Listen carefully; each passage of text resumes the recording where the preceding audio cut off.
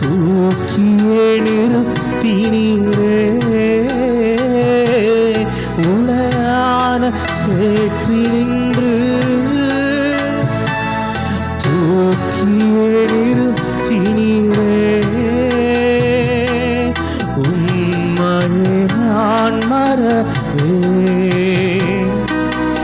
என்றுமே நம்பி வாழ்வேன், உம்மையே நான் மறவேன், என்றுமே நம்பி வாழ்வேன். இயேசுவே நான் என்றும் உந்தன் சொந்தம், ராஜனே அனுதினம் வழி நடக்கும்.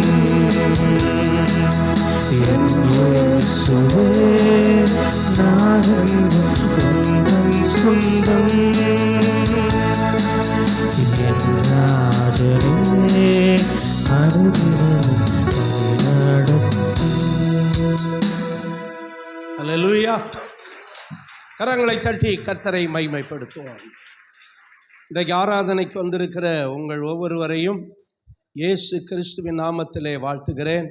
கர்த்தர் உங்களை ஆசீர்வதிப்பாராக. அல்லேலூயா. இன்றைக்கி நான் அறிவிப்புக்கு கொஞ்சம் டைம் எடுக்கணும், அதனால் 45 நிமிஷத்தில் அல்லது 50 நிமிஷத்தில் என்னுடைய செய்தியை நான் முடிக்கிறேன். இன்றைக்கு மனமும் குணமும் என்கிற தலைப்பிலே கர்த்தருடைய வார்த்தையை கேட்க போகிறோம். எல்லாரும் சொல்லுங்கள், நல்ல சத்தமாக சொல்லுங்கள். ஆமாம், மனமும் குணமும். நேற்று காத்திருப்பு ஜெபத்துக்கு வந்திருந்தவங்களுக்காக ஆண்டவருக்கு நன்றி. அப்பொழுது நான் சொன்ன வசனத்தையே இன்றைக்கும் உங்களுக்கு செய்தியாக கொடுக்கிறேன். நீதிமொழிகள் 11:25. உதார குணமுள்ள ஆத்மா செழிக்கும், எவன் தண்ணீர் பாய்ச்சுகிறானோ, நல்லா கவனிங்க, செழிப்பு தான் தேவன் நமக்கு வாக்கு பண்ணி இருக்கிறார். அதனால தான் நம்ம சொல்கிறோம், நான் நீர்ப்பாய்ச்சலான தோட்டத்தை போலவும் வற்றாத நீரூற்றை போலவும் இருப்பேன். எல்லாரும் சொல்லுங்க பார்க்கலாம், சத்தமா சொல்லுங்க. ஹல்லேலூயா. இந்த நீர்ப்பாய்ச்சலான தோட்டமும் வற்றாத நீரூற்றும் செழிப்பை காட்டுகிறது. கர்த்தருடைய பிள்ளைகள் செழிப்பாக இருக்க வேண்டும். ஹல்லேலூயா. அப்போ செழிப்பதற்கு இந்த வசனம் என்ன சொல்லுகிறது பாருங்கள்.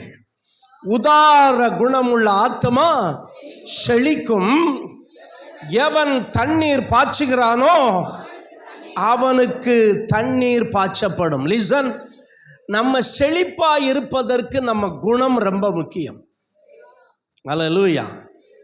நீதிமொழிகள் 23:7 சொல்லுகிறது, அவன் இருதயத்தின் எண்ணத்தின்படியே இருக்கிறான். அவன் எப்படி இருக்கிறானா, அவனுடைய இருதயத்தின், அதுக்கு தான் தமிழில் பழமொழி சொல்லுவானுங்க, எண்ணம் மனம் போல வாழ்வு, எண்ணம் போல வாழ்வு. அப்போ உங்கள் வாழ்க்கை செழிப்பதற்கு காடு மட்டும் இல்லை, நீங்களும் முக்கியமானவர்கள். ஆண்டவரே என்னை செழிப்பாக்கணும் சொல்லும் போது ஆண்டவர் சொல்கிறாரு, உதார குணமுள்ள ஆத்மாவாய் நீங்கள் இருந்தீங்கன்னா, அந்த உதார குணமுள்ள ஆத்மானா மனுஷன். ஆத்மானா என்னது? நம்ம ஆண்டவரை கேட்குறோம், ஆண்டவரே ஆத்மாக்களை கொண்டு வர ஆண்டவரேன்னு கேட்குறோம். அப்படின்னா என்ன அர்த்தம்? ஜனங்களை கொண்டு வாங்கங்கிறது தான் ஆத்மா. ஆத்மானா என்னது? ஜனங்கள். அதனால தான் உலகம் முழுவதையும் மனிதன், ஆமாம், அவனுக்குள்ளே இருக்கிற ஆத்மா, மனிதனுக்குள்ளே ஒரு ஆத்மா இருக்கிறது. அந்த ஆத்மா தான் மனிதன் என்று சொல்லப்படுகிறது. இப்போ ஆண்டவர் என்ன சொல்றாரு? உதார குணமுள்ள ஆத்மா செழிக்கும் அப்படின்னு சொல்றாரு. உதார குணமுள்ள ஆத்மா செழிக்கும். அப்போ தேவனுடைய பிள்ளைகள் எப்படி இருக்க வேண்டும்? ஆமென், உதார குணமுள்ளவர்களாக இருக்க வேண்டும். ஆமென், நல்ல மனது நமக்குள்ளே இருக்க வேண்டும். அப்போ அந்த உதார குணம் வரணும்னா நம்ம மனம் சரியாக இருந்தால்தான் குணம் சரியாக இருக்கும். அல்லேலூயா. என்ன சரியாக இருக்கணும்? மனம் சரியாக இருந்தால் தான் குணம் சரியாக இருக்கும். அப்போ எந்த ஆத்மா செழிக்கும்? எந்த மனுஷன் செழிப்பான்? உதார குணமுள்ள ஆத்துமா செழிக்கும்.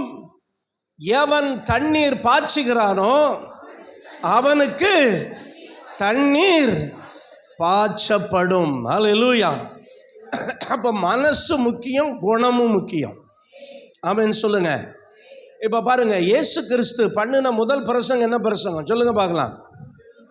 மனம் திரும்புங்கள்.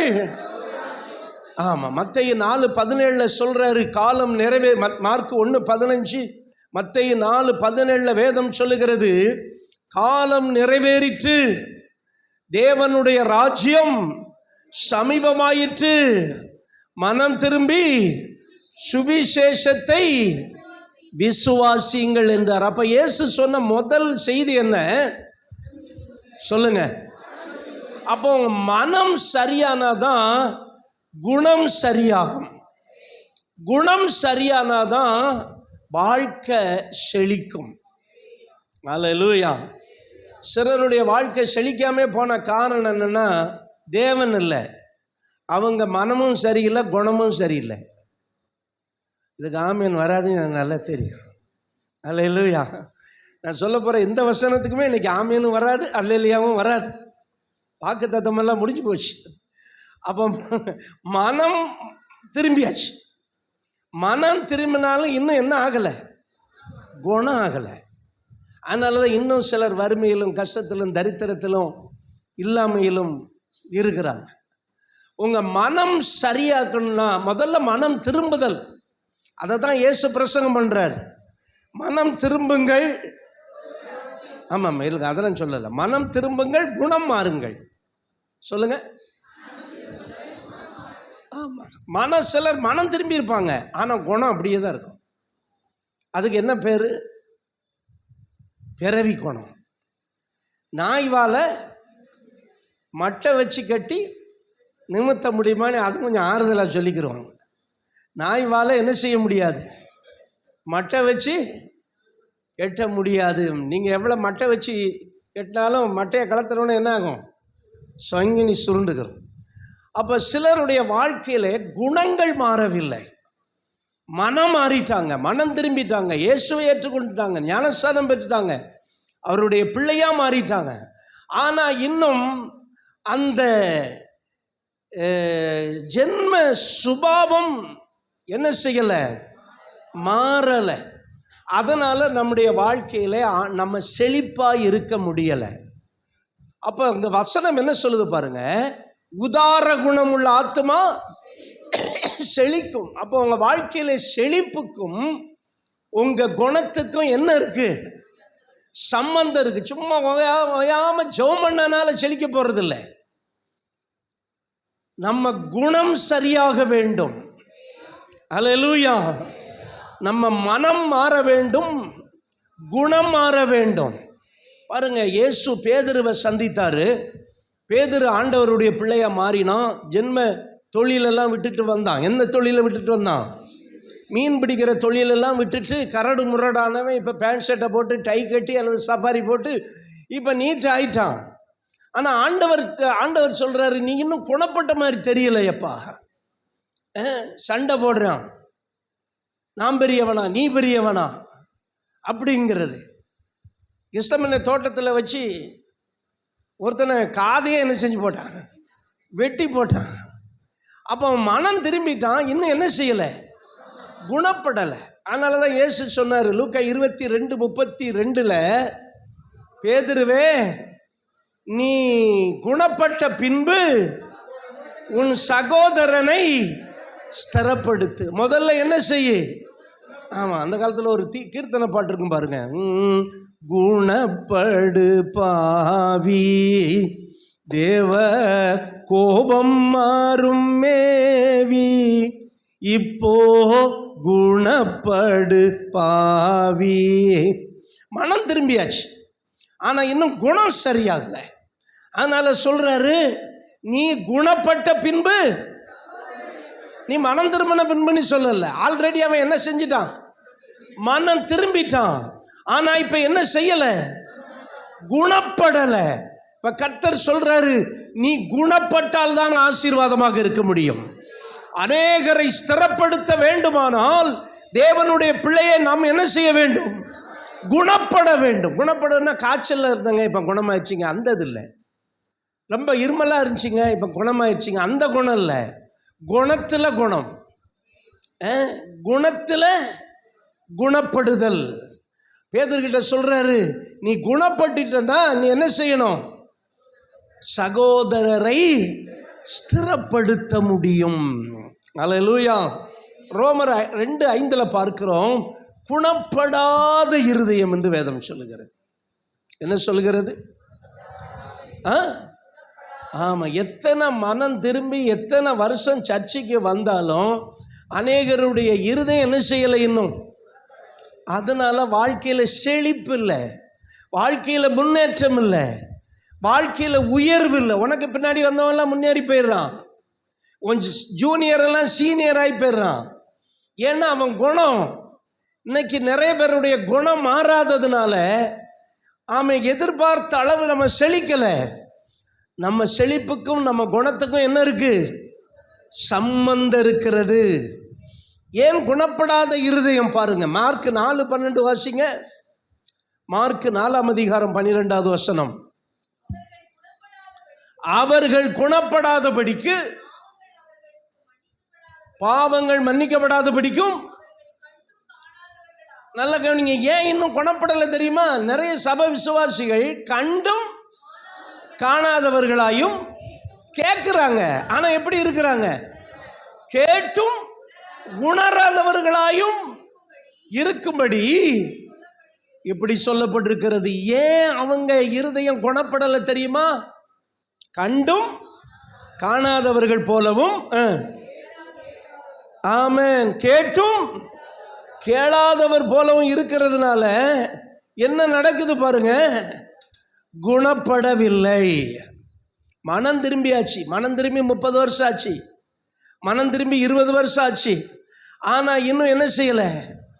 இன்னும் குணப்படலை. இன்னும் அந்த பழைய ஜென்ம சுபாவம், பழைய பாவம், பழைய எண்ணங்கள், பழைய கிரியைகள் இருக்கிறதுனால ஜெபத்துக்கு பதில் வர்றதில்லை, அற்புதம் நடக்கிறது இல்லை, அதிசயம் நடக்கிறது இல்லை.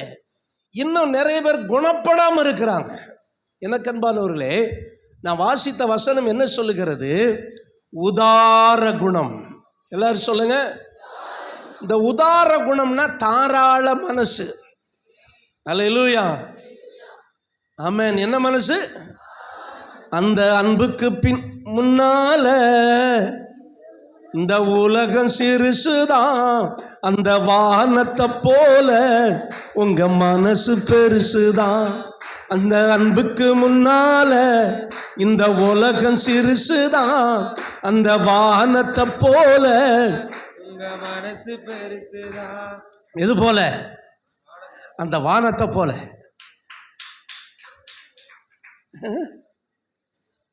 அந்த வானத்தை போலன்னு அந்த கைத்தட்டுறீங்க.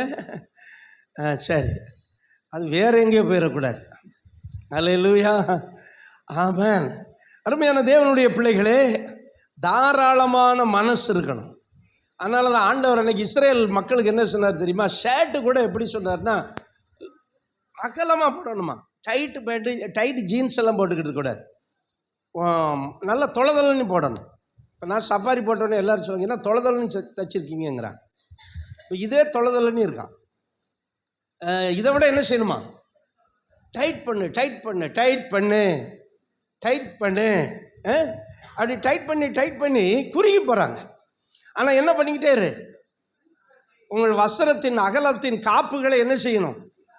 அப்படின்னா உங்கள் வஸ்திரத்தை போல நீங்களும் எப்படி இருக்கணும்?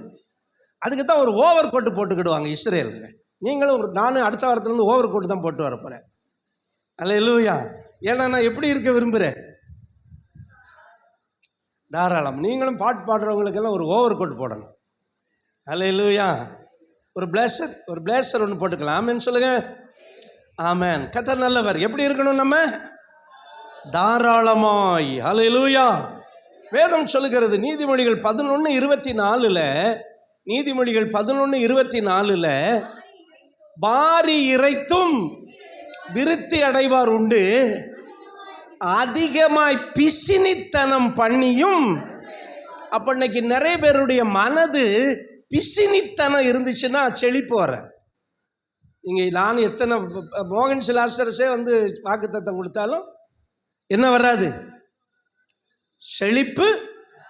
ஏன்னா மனசுல என்ன இருக்கு? தாராளம் இல்லாம என்ன இருக்கு? பிசினித்தனம். பிசினித்தனம் பண்ண என்ன வருமா? நான் சொல்லலைங்க, பைபிள் ஆண்டவர் சொல்றாரு.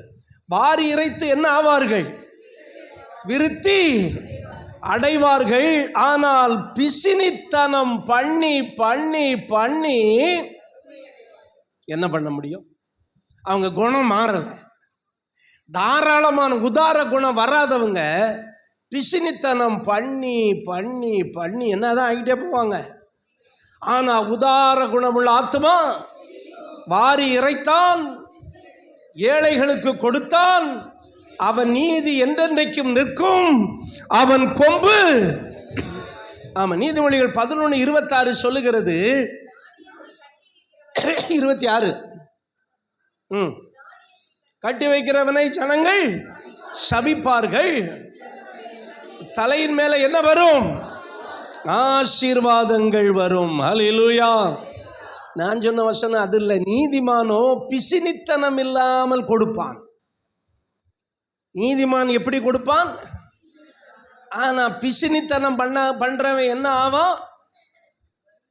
சொல்லுங்க, நீங்க எங்கதான் இருக்கிறீங்க?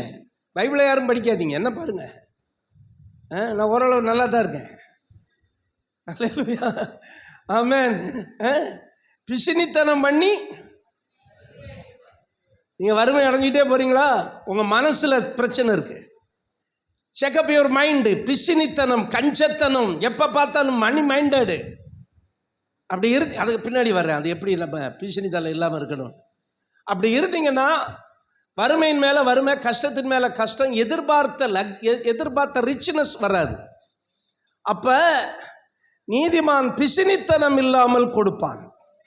அல்லேலூயா சொல்லுங்க, ஆமென். அப்ப நம்மகிட்ட என்ன குணம் இருக்கணும்? எல்லாரும் சொல்லுங்க, உதார குணம். உதாரண குணம்னு சொல்லிடாதீங்க. என்ன குணம்? தாராள மனசு. எல்லாரும் சொல்லுங்க, ஆமா. ஆண்டவருக்கும் மனிதனுக்கும் நாம் கொடுக்க வேண்டிய இடத்திலே இருக்கிறோம். நம்ம எங்க இருக்கிறோம்? ஆண்டவருக்கும் மனிதருக்கும் கொடுக்க வேண்டிய இடத்துல ஒரு மனுஷன் இருக்கிறான். ஒரு மனுஷன் இருந்தாலே அவன் ஆண்டவருக்கும் கொடுக்கணும், மனுஷருக்கும் கொடுக்கணும். இந்த கொடுக்கணும்னு உடனே நம்ம மைண்டில் வர்றது காணிக்கை, தசமாகம், பணம் தான். ஆனால் வேதம் அதை மட்டும் சொல்லலை. நான் சொல்கிறத கவனிங்க. ஒரு 6 காரியங்களை சொல்ல போகிறேன். ஆண்டவருக்கும் மனுஷனுக்கும் கொடுக்க வேண்டிய இதை நம்ம கொடுத்தால் கர்த்தர் இந்த வருஷத்தில் நம்ம செழிப்பாக வைப்பார். ஹல்லேலூயா, ஆமென், ஆமென். நாம் ஆண்டவருக்கு முதல்ல கொடுக்க வேண்டியது, கவனிங்க, நேரம் கொடுக்க வேண்டும். should give time for God. என்ன கொடுக்கணும்? எல்லாரும் சொல்லுங்க. ஆமாம், இந்த உலகத்தில் எல்லாருக்குமே 24 hours தான். பில் கேட்ஸுக்கும் அதுதான், அதானி அம்பானிக்கும் அதுதான், நம்ம பிரதமருக்கும் அதே டைம் தான், சாதாரண ஒரு குடிமகனுக்கும் அதுதான், இன்னொரு குடிமகனுக்கும் அதுதான்.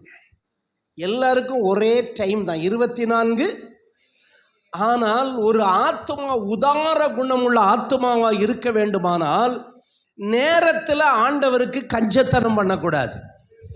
உள்ள நேரமெல்லாம் நமக்கு எடுத்துக்கிட்டு ஆண்டவருக்கு நேரம் கொடுக்க தவறுவீர்களானால் நீங்கள் இன்னும் உதார குணத்தில் இல்லை. இப்போ எதுக்கு நம்ம நேரம் கொடுக்கணும்? முதல்ல மத்தேயு 6:6 ஆண்டவர் சொல்றாரு, நீயோ ஜெபம் பண்ணும்போது. நல்லா கவனிங்க.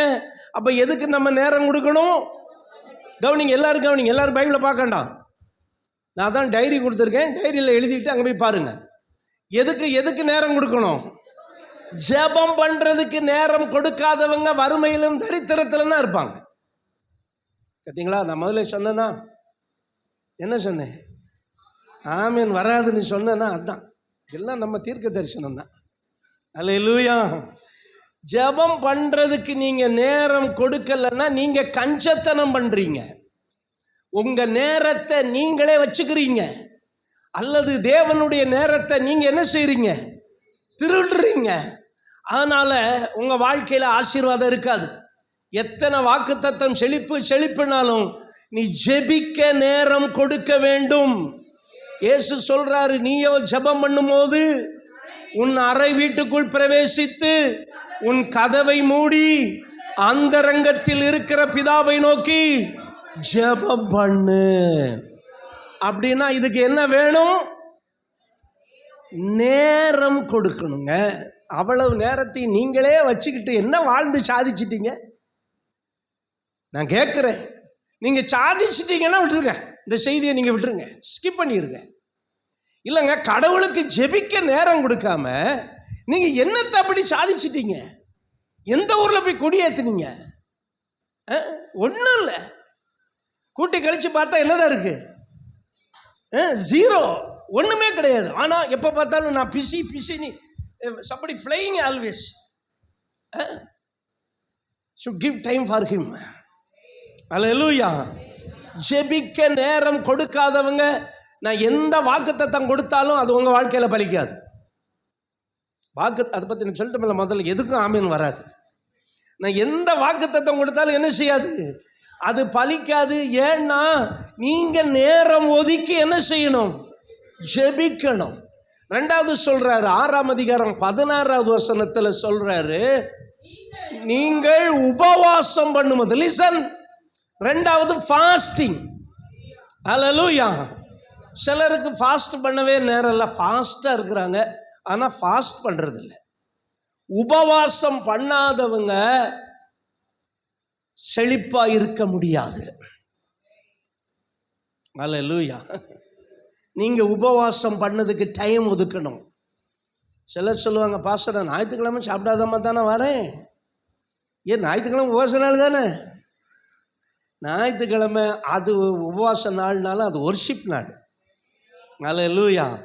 உபவாசத்தின் நோக்கம் என்ன?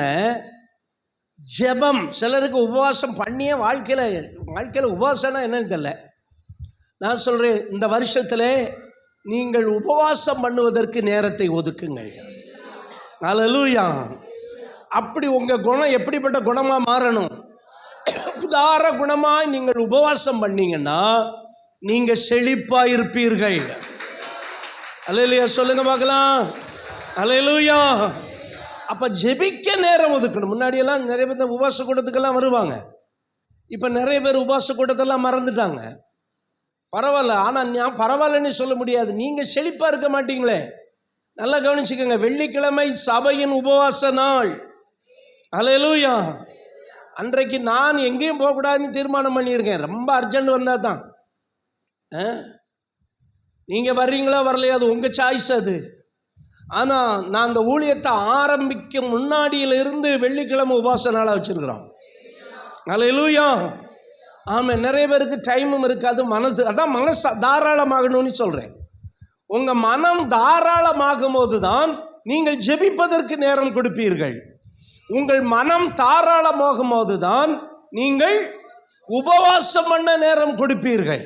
மூன்றாவது வேதம் சொல்லுகிறது, ரோமர் 12:11, கர்த்தருக்கு ஊழியம் செய்யுங்கள், அசதியா இராமல் ஜாக்கிரதையா இருங்கள், ஆவியில அனலா இருங்கள். சொல்லுங்க, எல்லாரும் சொல்லுங்க, சத்தமா சொல்லுங்க, நல்ல சத்தமா சொல்லுங்க, வாய் திறந்து. கர்த்தருக்கு ஊழியம் செய்யணும்னா என்ன செய்யுங்க? வீட்டுக்குள்ள உட்காந்து செய்வீங்களா? அவருக்கு நேரம் கொடுக்கணும். அல்லேலூயா. ஆமாம், இந்த மாசத்துல எல்லா நாளும் நம்ம ஊழியம் செய்யணும். அப்போ அவருக்கு என்ன கொடுக்கணும்? ஆமாம், சிலர் பாருங்க, இந்த கடமைக்கு ஒரு ஆராதனையை வச்சுக்கிட்டு இருக்கவங்க வாழ்க்கையில் ஜெபத்துக்கு பதில் வராது, அற்புதங்கள் நடக்காது, செழிப்பாக இருக்க, ஆசீர்வாதமாக இருக்க முடியாது. நம்ம ஆசீர்வாதமாக இருக்கணும்னா ஜெபிக்க நேரம் கொடுக்கணும். நம்ம ஆசீர்வாதமாக இருக்கணும்னா உபவாசிக்க நேரம் கொடுக்கணும். எல்லா நாளும் வேலை வேலை வேலைன்னு இருக்கக்கூடாது. ஸ்டொமக் கிளீன் பண்ணணும். ஸ்டொமக் கிளீன் பண்ணணும்னா என்ன செய்யணும்? ஆமாம், சாப்பிடாமல் இருக்கணும். அன்னைக்கு டீ காஃபி எதுவும் குடிக்காம சாப்பிடாமல் ஒரு காலையிலேருந்து மாலை வரை இல்லை காலையிலேருந்து மதியம் வரை இருந்தீங்கன்னா நல்ல பலன் கிடைக்கும். மூன்றாவது என்ன செய்யணும்? ஆமாம், பாருங்கள், இந்த 14 டிபார்ட்மெண்ட் ஆரம்பிச்சிருக்கோம். இந்த 14 டிபார்ட்மெண்ட்டினுடைய மெயின் பர்பஸ் என்னன்னா ஊழியம் செய்யணும், ஆத்தும ஆதாயம் பண்ணணும். அல்லேலூயா, ஆமென். அப்ப கர்த்தருக்கு என்ன செய்யுங்கள்? ஆண்டவர் சொல்றாரு, யாரை நான் அனுப்புவேன், யார் நமது காரியமாய் போவார். முதல்ல நான்கிறாரு, ரெண்டாவது என்ன சொல்றாரு? நமதுன்னு சொல்றாரு. ஏசாயா 6ஆம் அதிகாரத்தில். அப்ப நீங்க சொல்லலாம், எனக்கு வாரம் எல்லா நாளும் என் காரியம் சொல்லலாம். உங்க காரியம் இருக்கும், இல்லைன்னு இல்லை. கடைக்கு போகணும், ஜாமான் வாங்கணும், பாத்திரம் விளக்கணும், அப்புறம் துணி துவைக்கணும், சூப்பர் மார்க்கெட்டுக்கு போகணும், எல்லாம் உங்க காரியம் நிறைய இருக்கு. ஆனா நம்ம காரியத்தின் மத்தியில் என்ன காரியம் இருக்கு? ஆமா, நான் கூட இந்த செகண்ட் சாட்டர்டே சாப்பாடை கட் பண்ணிட்டு ஃபஸ்ட்டு சண்டே சாப்பாடு போடுறலாம் அப்படின்னு ஒரு சிலர்கிட்ட கருத்து கேட்டால், நீங்கள் வெஜ்ஜு தானே போடுவீங்க பாஸ்டர், அப்போ எல்லாரும் சாப்பிட மாட்டாங்கங்கிற. ஏன்னா ஞாயிற்றுக்கிழமைனா என்ன தான் சாப்பிடணுமா? அப்படி எங்கெங்க பைபிளில் போட்டிருக்கு? இப்படி அடிக்ட் ஆகாதீங்க. அல்லேலூயா. ஞாயிற்றுக்கிழமைனா ஒன்று கறி மட்டன் இருக்கணும், இல்லைன்னா என்ன இருக்கணும்? சிக்கன் இருக்கணும். நிறைய விசுவாசிகள் காலையில் கர்த்தருடைய சமூகத்தில் இருக்கிறத விட்டுட்டு பைக்கெட்டை தூக்கிட்டு எங்கே போய் நின்றுக்கிட்டு இருக்கிறாங்க? கறிக்கடையிலையும் சிக்கன் கடையிலையும். ஏன் இன்னொரு நாள் சாப்பிடலாம், அதனால் தப்பு கிடையாது. ஆனால் அப்போ நான் சொல்லிட்டேன், அந்த திட்டத்தையே விட்டுட்டேன். அது எதுக்கு? அப்புறம் நான் சாப்பாடு பண்ணி வச்சுக்கிட்டு அப்புறம் கொஞ்சம் பேர் சாப்பிடாம போவாங்க. அவர்களை, ஒழுங்கில்லாதவர்களை, உப்பில்லாதவர்களை நீ எதுக்கு சொல்லணுன்ட்டு அதை விட்டுட்டேன். அதை வேணான்னு விட்டாச்சு. நான் சொல்கிறேன், அடிக்ட் ஆகாதீங்க. ஞாயிற்றுக்கிழமை கறி சாப்பிட்றது தப்பு இல்லை, ஆனால் அது இல்லைனாலும் பிரச்சனை இல்லை. அல்லேலூயா. அது இல்லைன்னாலும் பிரச்சனை இல்லை, அதுக்கு நம்ம அடிமை கிடையாது. ஆனால் ஆண்டவருக்குரிய நேரத்தை நாம் அவருக்கு என்ன செய்யணும்?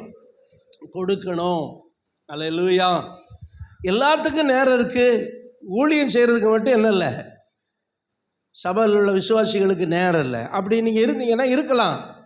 ஆனால் உங்கள் மனசு என்ன மனசு? பிசினித்தனம் பண்ணுற மனசு, கஞ்சத்தனம் பண்ணுறது.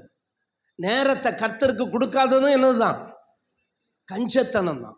ஜெபம் பண்ண நேரத்தை கொடுக்காதவங்க என்ன செய்கிறாங்க? கஞ்சத்தனம் பண்ணுறாங்க. உபவாசிக்க நேரம் கொடுக்காதவங்க என்ன செய்கிறாங்க? கஞ்சத்தனம் பண்ணுறாங்க. ஊழியம் செய்ய நேரம் கொடுக்காத சகோதரர்கள், லிசன் மீ, நான் எல்லாத்தையும் தான் சொல்கிறேன். நீ யாராக இருந்தாலும் எனக்கு பிரச்சனை கிடையாது. நீங்கள் எல்லாரும் கர்த்தருக்கு நேரம் கொடுக்கலன்னா உங்கள் ஆத்மா சிக்கி கிடக்குன்னு நினச்சிக்கோங்க. உங்கள் ஆத்மா உதார குணம் அல்ல, அது எங்கேயோ சிக்கி கிடக்கிறது. ஆனால் வசனம் என்ன சொல்கிறது? உதார குணமுள்ள ஆத்மா செழிக்கும். அல்லேலூயா. பாருங்க, கர்த்தருக்கு அது மட்டும் இல்லை, நம்ம கர்த்தருக்கு தசம பாகம் காணிக்கைகளை பிசினித்தனம் இல்லாமல் கொடுக்கணும். அப்படி கொடுக்குறவங்க ஆசீர்வாதமாக இருப்பாங்க.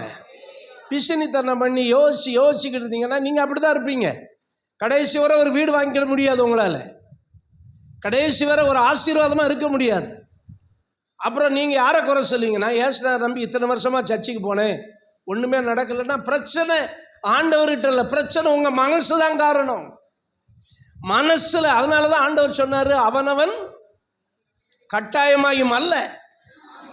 யாராவது கட்டாயமாக தசமாக கொடுக்கணும் என்னைக்காலும் சொல்கிறேன்னா இல்லை, கட்டாயமாயும் அல்ல, சங்கடப்பட்டுக்கிட்டும் அல்ல, மனதில் நியமித்தபடி. அந்த இடத்துல சொல்றார், உன் மனது ரொம்ப முக்கியம்.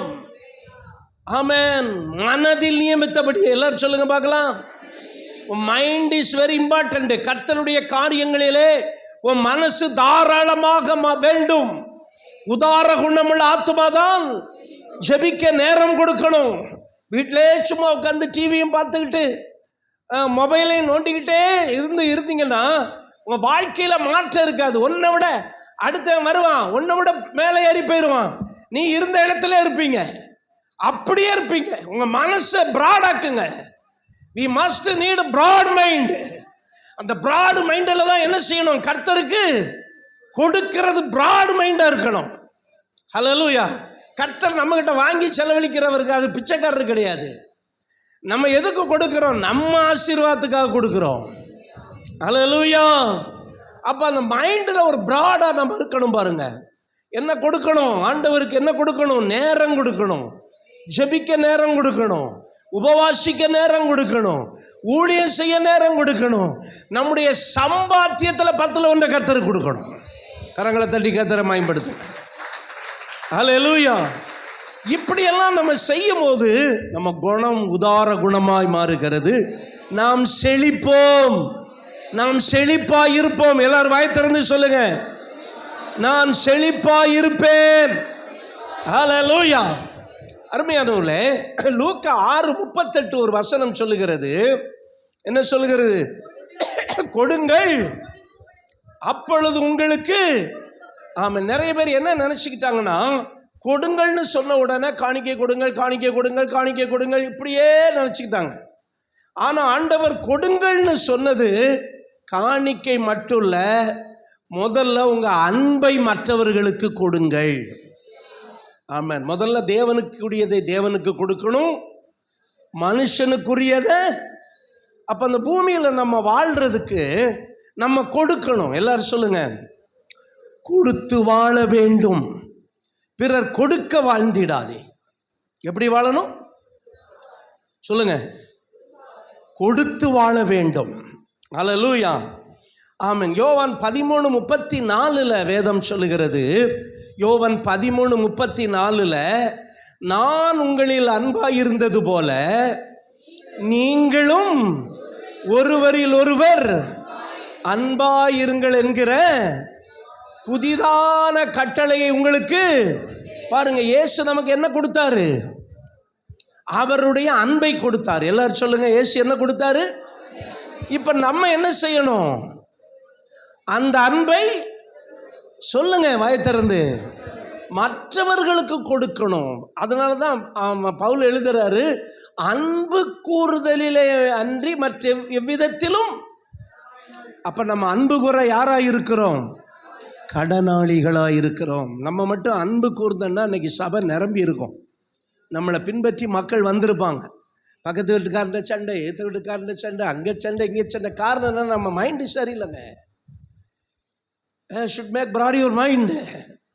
மனதில் ஆசீர்வதிக்க முடியுமா? ஆண்டவர் ஒரு நாள் ஒரு காரியத்தை சொன்னார். மத்தேயு 5:44 நினைக்கிறேன். என்ன சொன்னார்?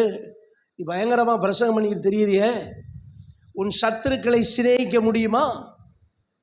உன்னை சபிக்கிறவர்களை ஆசீர்வதிக்க முடியுமா?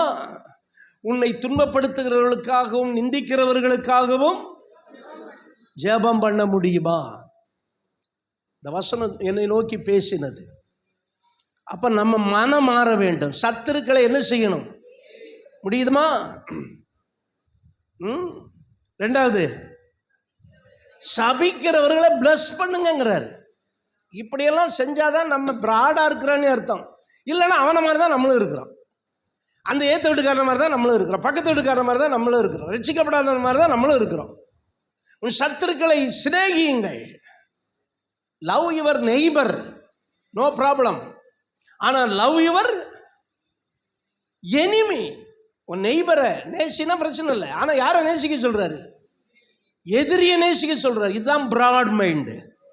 சபிக்கிறவர்களை என்ன பண்ணுங்க சொன்னா சொல்லிட்டு போறாங்க, விடுங்க. அப்படி சொல்லணும். அவன் அப்படியா சொன்னான், இப்ப பாரு 2ல் 1 நான் ஆக்கி போடுறேன் பாரு, நீங்கன்னா முடிஞ்சுக்காத. இன்னைக்கு நிறைய பேருடைய மனசு இன்னும் குணப்படலை பாருங்க. அருமையான கர்த்தருடைய பிள்ளைகளை, நம்ம மைண்டு பிராடாக இருந்துச்சுன்னா, அகலமாக இருந்துச்சுன்னா, நம்ம மற்றவர்களை மன்னிப்போம், மற்றவர்களை நேசிப்போம், மற்றவர்களை ஆசீர்வதிப்போம், துன்பப்படுகிறவர்களுக்காகவும் நிந்திக்கிறவர்களுக்காகவும் ஜெபம் பண்ணுவோம். இதுதான் பிராட் மைண்டு. அல்லப்பா என்ன கொடுக்கணும்? மற்றவங்களுக்கு அன்பை கொடுங்க. உங்கள் பக்கத்தில் இருக்கவங்களுக்கு அன்பை கொடுங்க, அன்பை கொடுங்க. பாருங்க, எப்பவும் இந்த முறை எல்லாத்துக்கும் கேக்கு கொடுப்போம். இந்த முறை அதையெல்லாம் மறந்துட்டோம். ரொம்ப மனசு கஷ்டமாயிடுச்சு. அப்புறம் கடைசியாக 2-3 கேக்கை வாங்கி முக்கியமானவங்களுக்காக 2 பேரும் கொடுத்துட்டு வந்தோம். கேக்கு கொடுக்கறது முக்கியம் இல்லை, நம்ம அன்பை கொடுக்கணும். அல்லேலூயா. ஏன்னா இயேசு அவருடைய அன்பை நமக்கு கொடுத்தார். அதனால நாம் நம்முடைய அன்பை என்ன செய்யணும்? ரெண்டாவது, நம்ம கொடுக்கக்கூடியது என்னன்னா, நம்ம பிராடு மைண்டாக இருந்தோம்னா மன்னிப்பை கொடுக்க வேண்டும். ஆமென் சொல்லுங்க. எபேசியர் 4:32 வேதம் என்ன சொல்லுகிறது பாருங்கள். எபேசியர் 4ஆம் அதிகாரம் 32வது வசனம். ஒருவருக்கொருவர் தயவாயும் மன உருக்கமாயும் இருந்து கிறிஸ்துவுக்குள் தேவன் உங்களை மன்னித்தது போல நீங்களும் ஒருவரை ஒருவர் மன்னிக்க முடியுதா? பழி வாங்கத்தானே நம்ம துடிக்கிறோம். ஏதாவது திட்டுறது, சாபம் போடுறது, பேசுறது, இதெல்லாம் பழி வாங்குறது. அதுக்காக பழி வாங்குறேன்ட்டு ஒருத்தன் பட்டாக்கத்தை போய் நம்ம குத்துறது இல்லை. இந்த மாதிரி ரியாக்ட் பண்ணுறது. What is your react? உங்கள் ரியாக்டில் தான் உங்கள் மனசு எப்படி இருக்குன்னு கண்டுபிடிக்கலாம். அல்லேலூயா. நீங்கள் ஒரு அழகான கண்ணாடி குடுவை ஒன்று வாங்கி வைத்திருக்கிறீர்கள். உங்கள் வீட்டில் ஷோ கேஸில் வச்சுருக்கீங்க, ஒரு நல்ல ஒரு ஷோ. உங்கள் பிள்ளை எடுத்து போட்டு நீ கீழே போட்டா உங்கள் ரியாக்ஷன் எப்படி இருக்கும்? Good, very good. கீழே போட்டியாடா, பரவாயில்ல, இனிமேல் போடாதரா. நிச்சயமாக யாரும் இப்படி சொல்லவே மாட்டீங்க. என்ன பண்ணுவீங்க? செத்த வேலை. இந்த மாதிரி தான் நம்ம ரியாக்ட் பண்ணுறோம். நம்ம ரியாக்ஷன் சரியில்லை. அங்கே தான் நம்ம பிராட் மைண்டை காட்ட முடியும். உங்கள் ரியாக்ஷன் அங்கே எப்படி இருக்கு, உங்கள் மனது எப்படி இருக்கோ அப்படி இருக்கும். ரியாக்ஷன் எப்படி இருக்கும், உங்கள் மனது எப்படி இருக்கோ அப்படி தான் உங்கள் ரியாக்ஷன் இருக்கும். ஆமாம், இன்னைக்கு நிறைய பேர் ரியாக்ஷன் என்ன ஆகுது அப்படின்னா, கசப்பும் வெறுப்பும் பகையும். என்னைக்கோ ஒன்று செஞ்சுருப்பாங்க, அதே மறுபடி சொல்லி மசாலா சேஞ்ச் யுவர் மைண்டுங்க. சிலதை டெலீட் பண்ணணும். டெலீட் பண்ணதை டெலீட் பண்ணிட்டு விட்டுருங்க. அவங்கள ஆசீர்வதிக்க பழகுங்க. உங்கள் குடும்பம், உங்கள் பிள்ளைங்க ஆசீர்வாதமாக இருப்பாங்க. எப்போ பார்த்தாலும் மற்றவருடைய குறையவே பார்த்துக்கிட்டு இருக்காதீங்க. மன்னியுங்க, மன்னிக்கப்படுவீர்கள். அல்லேலூயா. ஆமாம், ஒருவருக்கு ஒருவர் என்ன செய்யுங்கள்?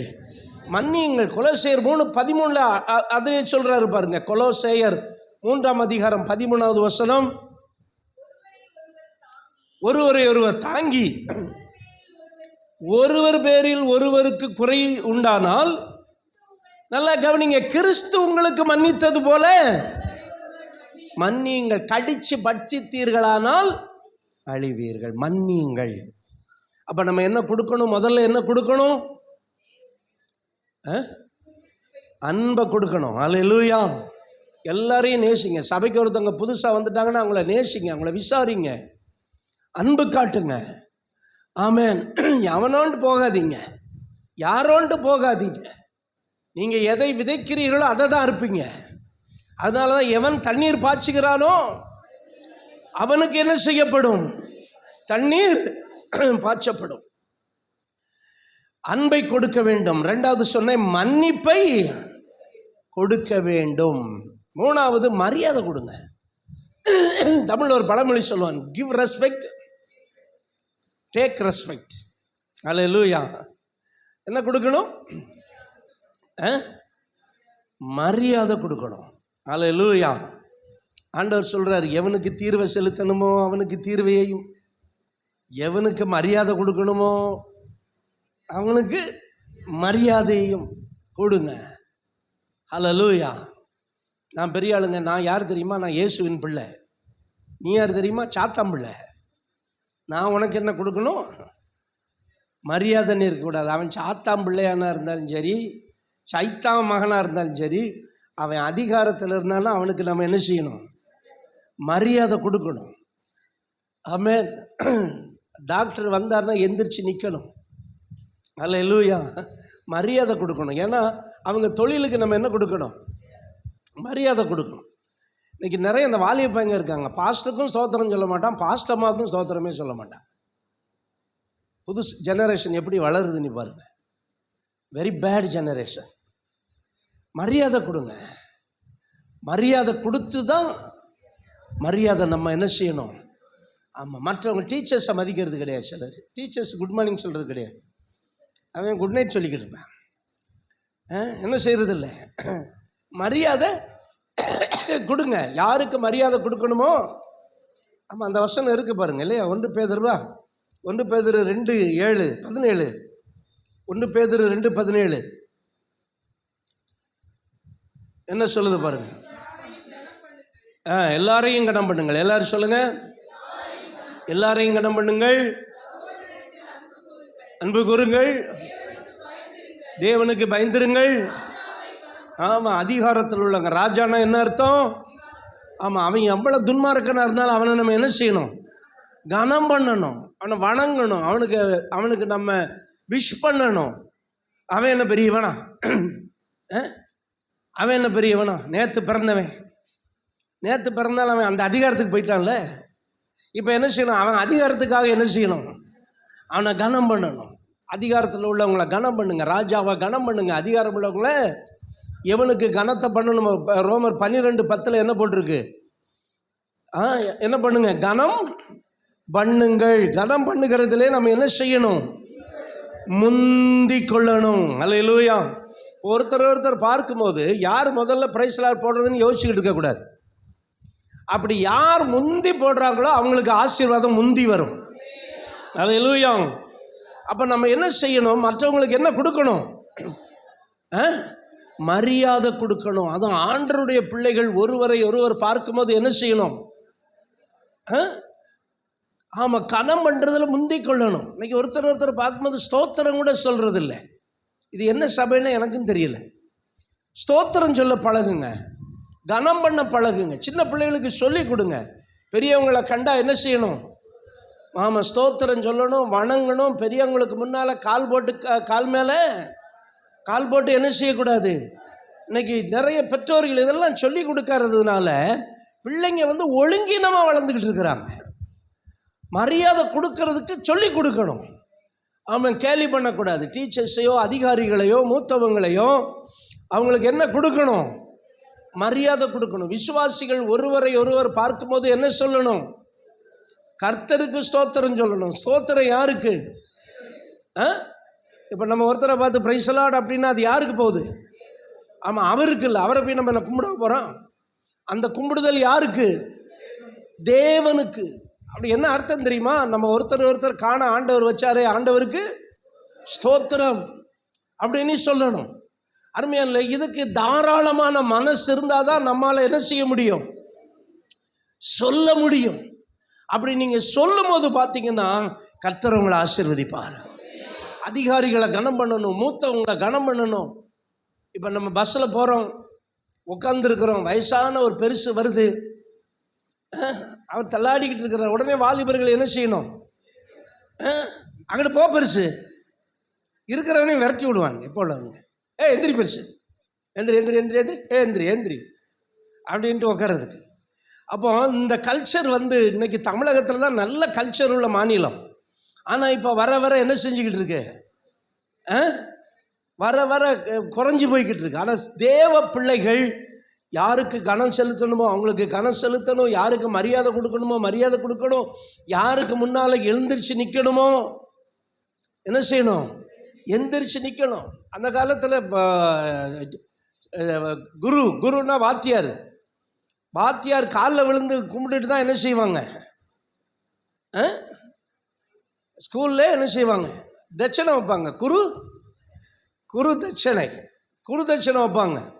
அப்படி வச்சுட்டு தான் குருவை வணங்கிட்டு தான். அதனால தான் அந்த காலத்தில் என்ன சொன்னா, மாதா பிதா குரு. ஆமாம், கடைசியில் தான் தெய்வத்தை கொண்டு போட்டான். முதல்ல உங்கள் அம்மாவை வணங்கு, முதல்ல உங்கள் அப்பாவுக்கு மரியாதை கொடு, அப்புறம் உன் குருவுக்கு மரியாதை கொடு, உன் ஆசிரியருக்கு மரியாதை கொடு, அதுக்கப்புறம் யாருக்கு மரியாதை கொடு? காடுக்கு மரியாதை கொடு. நம்ம இன்னைக்கு எல்லாம் என்ன பண்ணிட்டோன்னா, நம்ம மாற்றினது ரைட் தான்.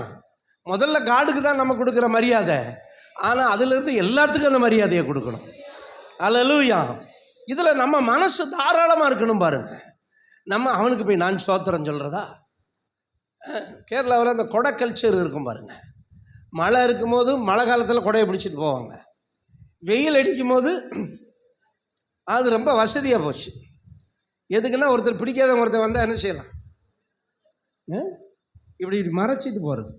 இங்கே யாருமே இப்படி கொடை பிடிக்கலை, அதனால் பிரச்சனை இல்லை. அல்லேலூயா. அதனால் பார்க்குறவங்களுக்கு என்ன கொடுக்கணும்? நம்ம இதெல்லாம் ப்ராட் மைண்டில் இருந்து ஒரு உதார குணமுள்ள ஆத்மா தான். மற்றவங்களுக்கு சோத்திரம் சொன்னனால, மற்றவங்களுக்கு மரியாதை கொடுக்கறதுனால நம்ம ஒன்றும் கெட்டு போகிறது இல்லை. நீங்கள் மற்றவங்களுக்கு மரியாதை கொடுத்தோன்னா உங்களை 10 பேர் உங்களுக்கு மரியாதை கொடுப்பான். அதனால தான் எவன் நீர் பாய்ச்சுகிறானோ அவனுக்கு தான் என்ன செய்யப்படும்? தண்ணீர் பாய்ச்சப்படும். சும்மா உள்ளவனுக்கெல்லாம் தண்ணீர் பாய்ச்சப்படாது. எவன் தண்ணீர் பாய்ச்சுகிறானோ அவனுக்கு என்ன செய்யப்படும்? அப்போ நீங்கள் கொடுத்து தான் வாங்க முடியும். நம்ம கொடுக்காததை நம்ம என்ன செய்ய முடியாது, வாங்க முடியாது. நீங்கள் மற்றவங்களுக்கு கொடுத்தீங்கன்னா அவங்க உங்களுக்கு கொடுப்பாங்க. ஆமென், ஆமென். அருமையானவர்களே, ஆகவே தேவனுடைய பிள்ளைகள் ஆமென் உதார குணமுள்ளவர்களாக இருக்க வேண்டும். ஹல்லேலூயா. நம்மகிட்ட இயேசு கொடுத்த அன்பை மற்றவங்களுக்கு என்ன செய்யணும்?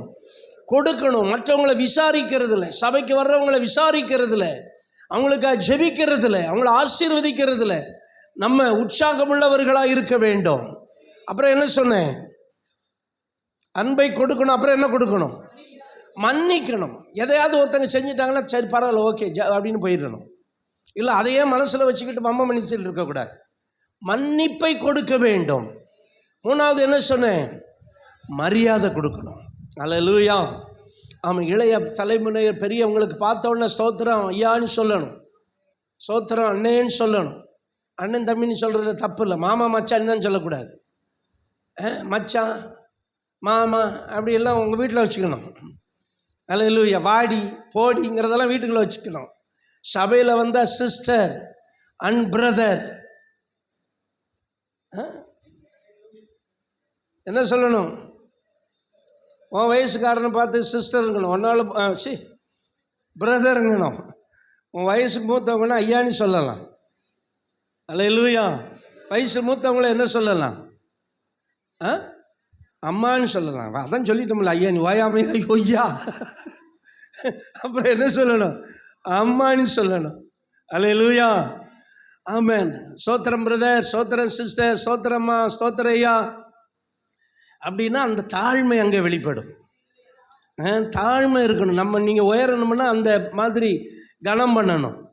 அப்படி கனம் பண்ணும்போது கர்த்தர் என்ன செய்கிறார்? அதை ஹானர் பண்ணுறார். அதில் மாமே மச்சேன் வாடி போடி வாடி போடி அந்த மாதிரி சொல்லிட்டு தெரிஞ்சிங்கன்னா அது ஒழுங்கில்லாமல் இருக்கும். அதனால் சகோதரன் சகோதரி, அதுக்கு தான் இங்கிலீஷில் பிரதர் அண்ட் சிஸ்டர் ஈஸியாக போகுது. அல்லாட்டி சகோதரான ஒரு மாதிரி இருக்குது, கவலைப்படாத சகோதரான மாதிரி இருக்குது. இங்கிலீஷில் சொல்கிறோம் பிரைஸ் எலாடுங்கிறோம். அது இங்கிலீஷில் தெரியலன்னா கர்த்தருக்கு ஸ்தோத்திரன்னு சொல்லணும்.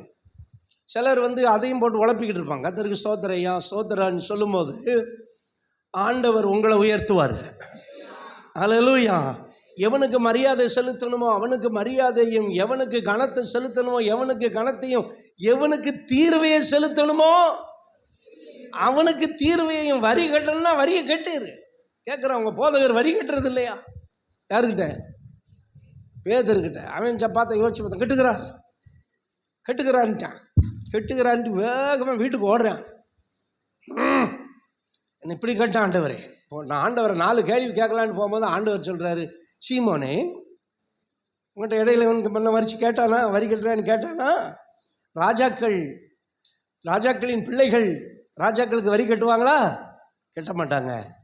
ஆனால் நம்ம ராஜா, இந்த உலகத்தை படைச்சது நான் தான். ஆனாலும் அவர்களுக்கு இடர்லாயிராதபடிக்கு நீ உன் தூண்டிலை வலையை எடுத்துகிட்டு போய் கடலில் தூண்டியில் போடு, பிடிக்கிற மீனை பாரு, அதில் என்ன இருக்கும்? வெள்ளி பணம் இருக்குது. அது உனக்காகவும் எனக்காகவும். அப்போ இயேசு பெத்லகேமில் எருசலேமில் இருந்தபோது என்ன கட்டினார்? அப்போ நம்மளும் என்ன செய்யணும்? நான் கிறிஸ்தவன் ஆகிட்டேன்ப்ப யாரா வரி கட்டு வர்றது? நான் இப்போ ஆண்டரை பிள்ளை ஆகிட்டேன். நான் பரலோக சொந்தக்காரன். நம்ம பரலோகத்துக்கு போயிட்டியா? நீ உலகத்தில் தானே இருக்கிறோம். என் சொந்த தேசம் பரலோகம். வரி வட்டி கிஸ்தி. யாரை கேட்கிறாய் வரி? எதற்கு கேட்கிறாய் திரை? அப்படின்னு வீரவசனம் பேசிக்கிட்டு இருக்கக்கூடாது. எவனுக்கு வரியை கட்டணுமோ அவனுக்கு வரியை கட்டணும். எவனுக்கு தீர்வையை கட்டணுமோ அவனுக்கு தீர்வையை கட்டணும். எவனை கும்பிடணுமோ அவனை என்ன செய்யணும்? கும்பிடணும். எவனுக்கு மரியாதை கொடுக்கணுமோ அவனுக்கு மரியாதை கொடுக்கணும். இதெல்லாம் வெளியில் செஞ்சுவிட்டு உள்ளே கோட்டை விட்டுறக்கூடாது. உள்ள விசுவாசிகள் ஒருத்தரை விசுவாசிகள் ஸ்தோத்திரம் சொல்லணும். இதெல்லாம் என்ன செய்கிறது? கிவிங். இதெல்லாம் கொடுக்கிறது தான். இதெல்லாம் என்ன செய்கிறது? கொடுக்கிறது. மரியாதை கொடுக்கிறது, புன்சிரிப்பு கொடுக்கிறது. பார்த்துக்கிட்டு ஒரு சைஸாக போவாங்க, பார்த்துருக்கீங்களா? பார்த்துக்கிட்டும் பார்த்துட்டு போனாலும் சிலர் எப்படி போவாங்க? பார்க்காம போவாங்க. பார்த்துக்கிட்டே எப்படி போவாங்க? பார்க்காம போகிறவங்களாம் இருக்கிறாங்க. அவங்கெல்லாம் மனம் திரும்புங்க. உங்கள் மனசை ப்ராடாக்குங்க. பார்த்தா ஸ்தோத்திரம். அல்லேலூயா. எப்படி இருக்கீங்க? என்ன குறைஞ்ச விலை முத்துக்கத்து விழுந்துருமா? முத்தை விழுங்கிட்டா இருக்கிய? முத்துக்களை விலை ஒன்றும் இல்லை. நல்லா இருக்கீங்களா? பக்கத்தில் கேளுங்க, நல்லா இருக்கீங்களான்னு. எப்படி இருக்கீங்க? சாப்பிட்டீங்களா? சரி. இல்லை, சிலர் உபவாசத்தோடு வந்திருப்பாங்க. இப்போ போய் சாப்பிட்டீங்களாண்ணா? சரி, ஓகே. இந்த மாதிரி கொஞ்சம் ப்ராடாக இருங்க. நீங்கள் ப்ராடாக இருப்பீங்க, நம்ம ஆசீர்வாதமாக இருப்போம். அல்லேலூயா. அப்போ இதுதான் நம்ம குணம். எப்படி இருக்கணும்? உதார குணம். எல்லாரும் சொல்லுங்க, உதார குணமுள்ள ஆத்மா. ஆமாம், இதெல்லாம் ஆண்டவருக்கு கொடுக்குறதா? நேரத்தை ஆண்டவருக்கு கொடுங்க. ஆண்டவருக்கு ஜெபிக்க நேரம் கொடுங்க, உபவாச நேரம் கொடுங்க. ஞாயிற்றுக்கிழமை ஆச்சா சகோதரர்கள், வாலிபர்கள் கவனிங்க, எல்லாரும் ஊழியம் செய்ய வரணும். ஊழியத்துக்கு நேரம் கொடுக்கணும். சிறுவர் ஊழியம் செய்கிறவங்க சிறுவர் ஊழியம் போகணும். கிராம ஊழியம் செய்கிறவங்க கிராம ஊழியம் செய்யணும். வீடு சந்திக்க போகிறவங்க வீடு சந்திக்க போகணும். அப்புறம் புதிய ஆத்துமாக்களை சந்திக்கிறவங்க ஜெபிக்கிறவங்க ஜெபிக்கணும். ஞாயிற்றுக்கிழமை ஆயிட்டா சாயங்க நல்லா போய் ஆராதனை முடிச்சுட்டு நல்லா கறியை புளியை தின்னுட்டு நல்லா படுத்து தூங்கிட்டு சாயங்காலம் அதாவது என்ன செய்யணும்? என்னுடைய ஊழியத்துக்கு கிளம்பணும். கர்த்தர் அதை ஆசீர்வதிக்கிறார். அப்போ கர்த்தருக்கு ஊழியம் செய்யணும், கர்த்தருக்கு காணிக்கை தசமாங்களை கொடுக்கணும். அது மட்டுமல்ல, மற்றவங்களுக்கு அன்பை கொடுக்கணும், மன்னிப்பை கொடுக்கணும், மரியாதையை கொடுக்கணும், ஆசீர்வாதத்தை கொடுக்கணும். இப்படி பிராடாக இருந்தீங்கன்னு வைங்க, உதார குணமுள்ள ஆத்மா செழிக்கும். நல்ல கரங்களை தட்டி, நான் செழிப்பாயிருப்பேன், நான் வற்றாத நீரூற்றை போல் இருப்பேன், வளமிக்க தோட்டத்தை போல் இருப்பேன், நான் வற்றாத எல்லாரும் வளமிக்க தோட்டத்தை போல் இருப்பேன், கர்த்தரை நம்பி வாழ்ந்திருப்பேன், காலமெல்லாம் நான் செழித்திருப்பேன், கர்த்தரை நம்பி வாழ்ந்திருப்பேன், காலமெல்லாம் நான் செழித்திருப்பேன், காலமெல்லாம் நான் செழித்திருப்பேன். அப்படி எல்லாரும் முழங்கால் படிக்கிட்டு ஹல்லேலூயா. ஆண்டவரே, என்னை அப்படி ஆசீர்வதிங்க, என்னை அப்படி ஆசீர்வதிங்க. எல்லாரும் ஜெபம் பண்ணுங்க, வாய் திறந்து ஜெபம் பண்ணுங்க. ஆத்மா செழிக்கும், உதார குணமுள்ள நான் செழிப்பேன். ஆமென், ஆமென். தண்ணீர் பாய்ச்சுகிற எனக்கு, எல்லாரும் சொல்லுங்க, தண்ணீர் பாய்ச்சுகிற எனக்கு, தண்ணீர் பாய்ச்சுகிற எனக்கு தேவனுக்கு கொடுங்கள். மனுஷனுக்கு கொடுக்கிறதை மனுஷனுக்கு கொடுங்கள்.